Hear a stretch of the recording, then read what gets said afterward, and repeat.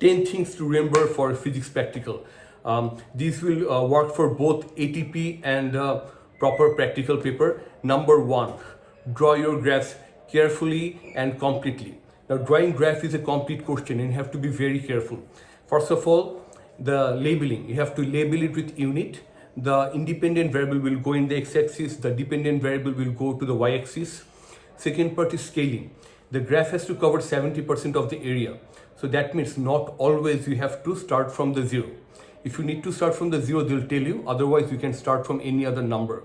And that will make sure you take 70% of the area. Other than that, the scaling has to be quite simple. It cannot be some weird fractions. For example, 0.23, 0.46, and then 0.66. So you can make it like 0.2, 0.4, 0.6, 0.8 or 0.51, 1.52. So it has to be quite simple, so it's easy for you and the examiner to find out the points. And when you find out the points, please mark it with a cross. The cross has to be quite small. It cannot go more than half of the square. And when you give a dot to the graph point, make sure you don't overlap it. It has to be a thin point, then you can put a cross on it.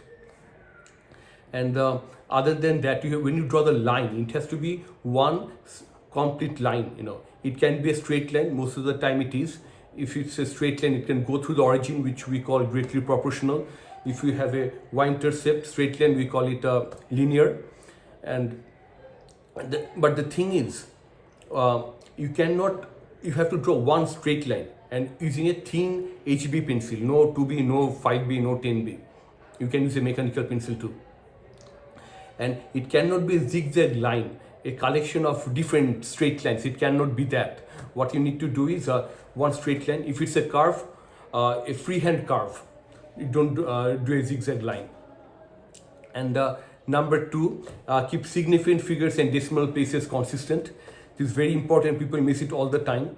For example, when you have a meter scale, the minimum distance it can measure is 1 millimeter. So when you write, you can write 10.2 centimeter. You cannot write just 10 centimeter because that will be one significant figure. Even if you can write 10.0 centimeter. So always keep it same as the lowest distance it can measure. Other than in a table, in a column, everything has to have the same significant figures or decimal places, both. Please be careful about that. And when you do an operation, for example, you found distance with the product of velocity and time, and then what you do is, if those are in 2 decimal places, the distance will be also in 2 decimal places or maybe 3, but cannot be lower than 2. Clear? It's easy to keep them same, or you can increase it by 1.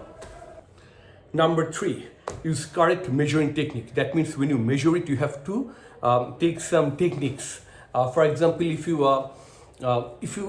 measured the height of the liquid in a measuring cylinder, what you do is you take the reading from the lower meniscus. Clear, Baba? Because most of the low amount of water is on top of it.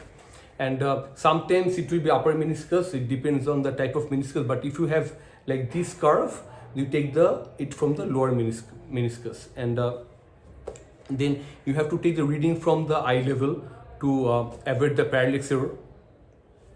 And other than that, you have to sometimes if it moves, then you use a G clamp to make it stable. The number 4, identify the sources of inaccuracy. Now there are usually 3 kinds of inaccuracy occurs. One is from the resolution. For example, if a measuring cylinder can only measure till 1 milliliter, the smallest amount of liquid can measure is 1 milliliter, then you cannot find half milliliter, whether it's half or 0.75 or 0.25. So one is resolution. The other one is human errors. That means when you do the reading, when take the reading, you may make any mistake. Then there can be errors in the method. For example, when you are measuring specific heat capacity, if you do not cover it properly from all sides, there will be heat loss. that will not be accounted for. So please identify the sources of inaccuracy. Number 5, improve technique in measurement and timing. First of all, you do repeat measurements. You just not take the value once. You may have an anomalous result. It might be wrong for different reasons. So you take the reading multiple times and take average. This is especially true when you have values that may change. And suppose you are even when you are measuring the width of a non-uniform scale, then the values will be different at different points. So what you do is take reading at multiple points and then take the average. And then for timing, if you have a simple pendulum and it rotates, then if you take the reading for only one oscillation, the human error will affect it a lot. So what you do is you take the reading for 10 oscillations, then you find the time period by dividing that time by 10. So repetition and take multiple readings and then find the value. This will make sure other errors will affect it, doesn't affect it that much. Number 6, compare results using experimental uncertainties. Sometimes they'll ask you to compare the results. Now, don't just say they're same or they're similar or they're different. Please use the results to find out the difference or find out the similarity. For example, if you want to use the mathematics, what you do is you take the difference of the values and then divide it by the average.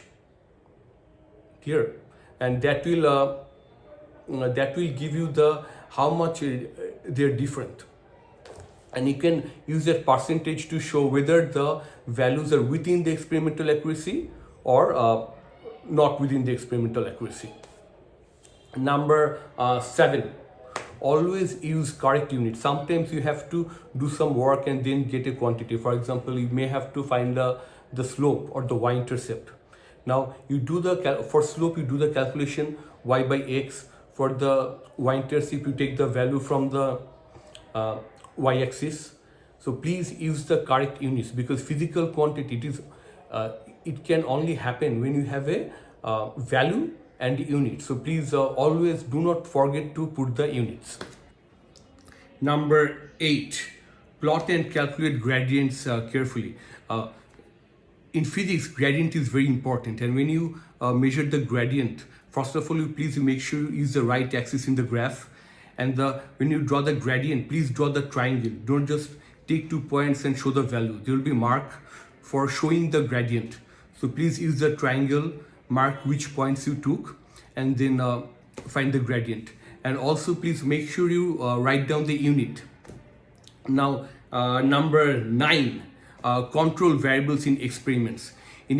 Most of the time you have control variables. So you have independent variable which you vary, then you have dependent variable which varies because of independent variable, and there's a control variable which you keep same, so that you can easily find out how the dependent variable is dependent on independent variable. For example, resistance, it is proportional to resistivity and length, and inversely proportional to the cross-sectional area. So if you want to find out how the length, how the resistance varies with length, you have to keep the material and the cross-sectional area same. So most of the time there are 2 control variables, but there will be at least 1. So make sure you understand which variable is kept same or which is a control variable, and mention it. If you can, mention at least 2. The last one, number 10, present results clearly and logically. Now, data table is a very important thing. Most of the time what you find is they don't follow the logical order. So first of all, you have to use the logical order. So what are you changing? Then if you are taking, then what is changed because of that independent variable, then dependent variable. If you take values for 10 oscillations, then show that, then you divide by 10 and show the time period. So whatever steps you do, please make sure you show them in the logical order in the table.